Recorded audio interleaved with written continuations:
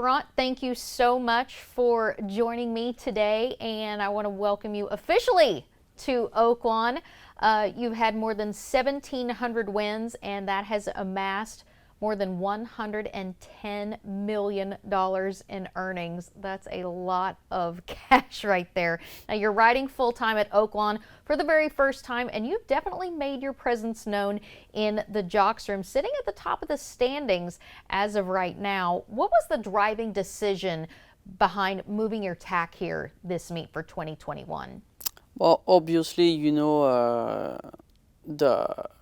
the purses, are very attractive, and not only that, now since the purses are very attractive, good horses are coming here, and a lot of the horses I've been reading in the past year or so are pointing actually for some, condition races here, during the meet, and some of them from some very big stakes here through the seasons. So with the COVID, restrictions, you can't really travel back and forth.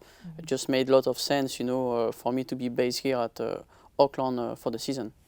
Now, true fans of the game actually remember you from the Chicago circuit and your affiliation with then powerhouse Midwest Thoroughbreds and trainer Roger Brueggemann. You scored your first Breeders' Cup for those connections in a 19-1 upset back in 2014 in that sprint with work all week for those connections. What do you remember from that day? Well, actually, I was pretty confident. The horse was at the time, was undefeated on the dirt. Was some very nice win, and some very nice win also here at Oakland Park. Some of the tough races, and I like the horse, but obviously, you're going into in the deeper water, so there was a little bit of a question there, but.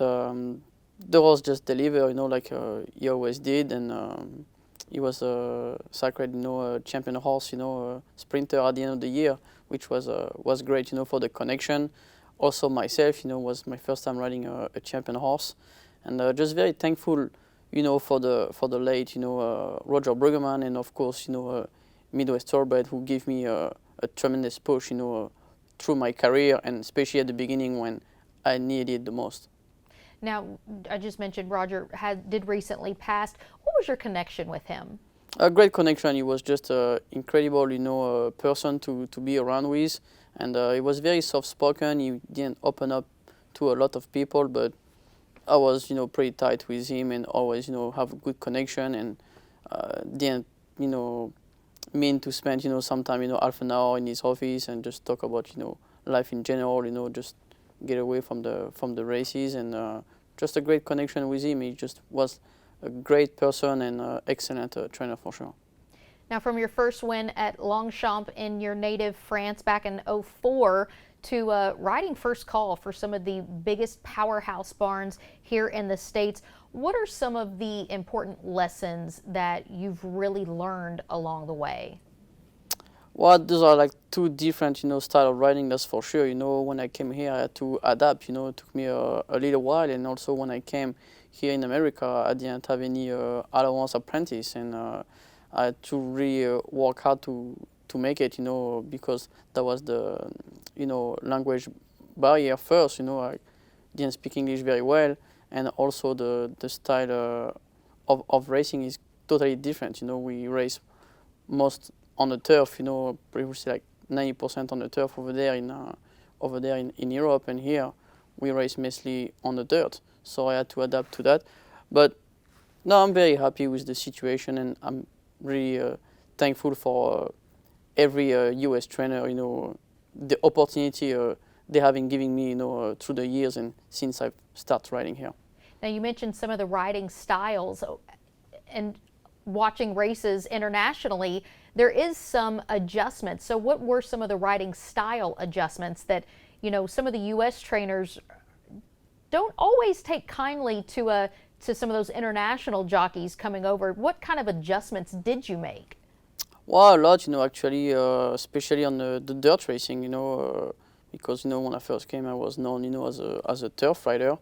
And I spent, several winter at Holthus, and there's no turf there for at least, 6 months out of the year. So really, I felt like really the track over there, really I get polished over there. I get a lot of experience over there riding on the dirt, and definitely helped me, right now, So now I think I can do a little bit both. But here I will say here it's a little more based on the speed, and getting an excellent position right off the bat. Make sure the horses don't take much kickback and make sure they are comfortable, but they need to get very quick early. Over there it's a little more based, on having the horse relax and finishing it, and those races are always a little bit longer, always most of the time over a mile and longer. Here it's more like 6 furlong and sometimes a mile. Over there it's more like a mile to a mile and a half, or sometimes 2 miles. Well, you wound up as a leading rider at Hawthorne during a meet, did you not? Yeah, I did, yeah. Well, paid off to your advantage. Were there any riders here in the States that kind of took you under their wing, or that were able to mentor you over here? Well, definitely, Julian Lepero, for sure, because when I first came, he was a good friend of mine, and I knew him already from France. We have a lot of friends in common there, and of course, Patrick Biancon, who actually, brought me here and, set me up, for my working visa, and also, with everything, accommodation, apartment, cars, everything. So I think I owe them a lot, and definitely Julian, was more like, can give me his advice, for the racing too, because he was already here for like a couple of years before me. He had, just kind of that older brother role. Yes, exactly. And he's just a great person too, so it just definitely helped. So you have literally, since you've been here, ridden a who's who in your career. And a lot of journeyman riders who have been jockeys for 3 times as long as you've been in the saddle aren't able to say that. For example, Gunrunner, he won the Breeders' Cup Classic, 4 other stakes, plus a 2nd place finish in the Dubai World Cup. And you were quoted as saying, you ride 1,000 horses a year, and this one, there's just something special. I'm not a true believer in that, but I do believe now. How special was Gunrunner? Just an incredible racehorse, He has the whole package, and what I admire the most about him, he just got better with age and with racing. Some of the horses are just super talented, and from day one, he was always a great horse, a very good horse. But I think he just became great, with racing and with age. And I just got a good connection with the horse. Riding him, many times, in the morning in his workout, and I thought, at the time, Steve Asmussen and his team did just incredible job, just getting him ready all the time for the big race. And I was just very connected to the horse. I really like winning all those big races was great, but I felt like I bring also my touch to the team when I was able to work with him in the morning and get the prep ready. That's what I was the most proud of, getting the horse ready with the team and getting prep and winning the big one. I think that was the most satisfying of all of it. Now, you've obviously probably had that relationship with several other horses. Does that relationship ring true with Monomoy Girl? Oh, yes, the exact same thing with Monomoy, actually. She's been around. I've been getting on her since she was 2 years old. Same thing, just I can't even recall, how many times I walked her in the morning, or just can't give you a number, but just she's just incredible. I just can't wait for riding her in a few days here at Auckland. So she has shown the racing world truly how talented she is. She's won 9 graded stakes, more than $4.4 million in earnings. Now, very few get the opportunity and privilege to ride a horse of that caliber. What is it? I mean, is she another type of horse like Gunrunner that just gets better with age? I mean, she really showed us in the distaff, back-to-back distaff wins. What is it that lets you develop such a special relationship with that equine athlete? Well, first of all, it's all starts, with those horses being, very, very gifted, from the beginning, Then after that, it's the job, of like the trainer and his whole team to get the best, out of it. But she's just incredible. She was, I would say, a little more precocious than Gunrunner. As a 3-year-old, she won every grade one, she ran to. She got DQ in one time at Philadelphia park, at parks in a cotillion, but she no other horse passed her. So she just showed you her trial campaign was just crazy. With like grade out and grade one it's very hard, and plus when you travel to the Midwest, East Coast, goes all over, and she was able to deliver in completely different dirt surface. When you go to Churchill, it's different than Kinlan. Kinlan is definitely different than Parks. Parks different than Belmont or Saratoga. Right. It's completely. She was able to bring her track with her, which is for me, one of the most assets you can have bring to a horse when they can take their track with them. Is when you know you have a great one. Very well said. Now, I mentioned you won 2 Breeders' Cup races just last year. Aunt Pearl in the Juvenile Filly Turf, and of course Monomoy Girl in that distaff for the 2nd straight year. Both of those for trainer Brad Cox. Talk to me about the relationship with the Cox barn, because that seems to be one that just continually grows year after year. Oh, like you said, Brad and his team, have been great to me. They keep giving me opportunities after opportunities. I'm just very grateful for that, and we just get along, very very well, and I'm not afraid, to tame something right after a race what I really feel, and I think it's the most important. We can move on quicker, to good horses or bad horses, and we just get very good relationship, I would say, and I just get along with his team, his assistant, and also the rider, the groom. I've been working with them now for several years, and I will say it's a team effort, definitely with them, because I'm the most connected, with them for sure. Now, you've been 3rd in the Kentucky Derby twice, 2016 with Gunrunner and in 2019 with Owendale. Now, is the Kentucky Derby something that is at the top of your racing bucket list? Well, I think it's on the top of every jockey in the world, not only on mine.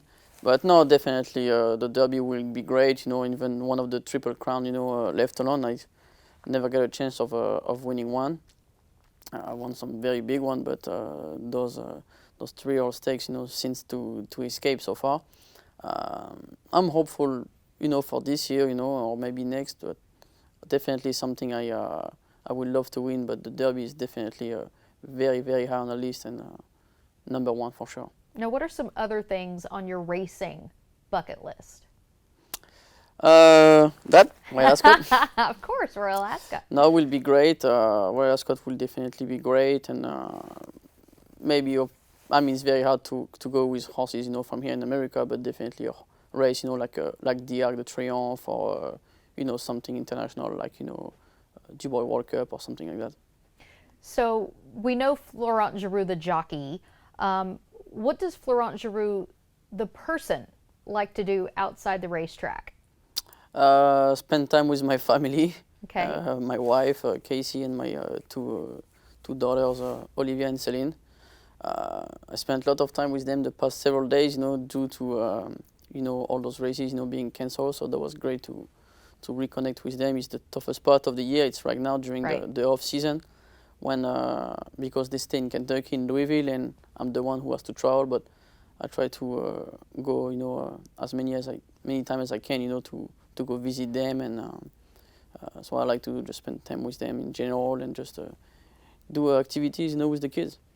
So what are some of the things that you do like to do as a family?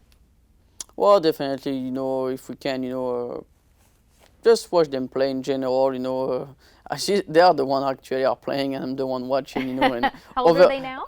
8 and 9. Okay. So, just biking, and, when they do, roller skating and stuff like this, things younger kids, like to do, but, love swimming, we have a pool in the house, so definitely during the summertime we use that quite a lot, and give us, plenty of time, to enjoy together, and also staying fit. Yeah.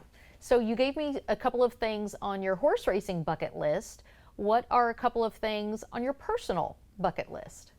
You know what? I don't have much stuff, on my bucket list. I love to travel, but I've been lucky to be in too many places. When I like to do something, I just do it. It's just really at the moment, to be honest. But so far, I'm being very lucky to do, and at least the things I like to do, I just do it. Now, you went to jockey school very young in your native France at 13, Yes, 14? 13, yeah. That's a very young age to make a decision about a professional career. How did you make that decision, and what were your parents' attitudes about you going and pursuing that?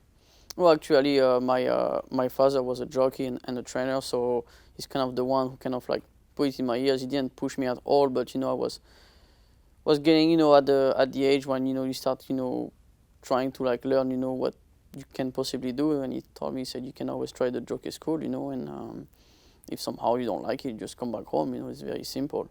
And I just tried that and just fell in love, with the horses and racing, and just the whole racing community. So I just stick with it. And after that, was easier, for him to see me, succeed, on what he was also, in love with, the sport of horse racing. Now, was this a jockey school where you would stay Yeah, almost he like stayed there, like a university? Yeah, exactly. It's like almost like a camping, in a campus, university. So you stay there. It's half school and half work. It's like 3 weeks school and 3 weeks, you are going to work, with one trainer as an apprentice. But you do all the dirty jobs, But you're pretty much like a gallop boy, a gallop, exercise rider. You are, also a groom, a hot walker. You do the whole thing. Plus, you do a lot of things, afterward when everybody's done. So during the races, prior to going out to ride your mounts, how do you prepare for each individual race? Do you look at past performances? Do you watch replays? How much homework do you do for each race?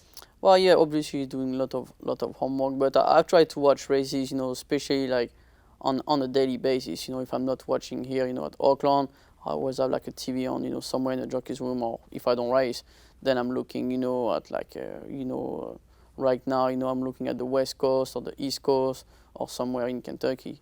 Then at the end of the day, when I'm done racing, I'm trying to look at the charts, what everybody's been doing, West Coast, East Coast, Midwest, whatever, and especially stakes races. When there is a nice, eye-catching, maiden or allowance, I've watched that too, but I won't lie, I'm not going to watch, 10 Clemmer, no winner of 2, at Turfway Park, stuff like that, If it's a horse I'm going to ride or I've been reading before and I'm curious, then I can dig in a little more and look at it, but definitely the maidens, allowance, and the stakes, I definitely try to watch all of those, pretty much every day. So there's a lot more than people realize than just going out there for, a minute and 13 in a 3/4 race or a mile. There's a lot of mental work that goes into your profession. Oh, for sure, you need to know, I think it's better to know who you are competing with, jockey or horses. So you can know a little bit what their weaknesses are, And no, it's a lot of time, actually. Sometime come back home and I'm on the computer, for an hour or two, just looking at stuff like that, Or, I can just be home, with my family like a normal person. But sometimes that's things I have to do, to be successful. Now, are there any horses that Oakland fans can be looking out for with you? Any big name horses that you want to share?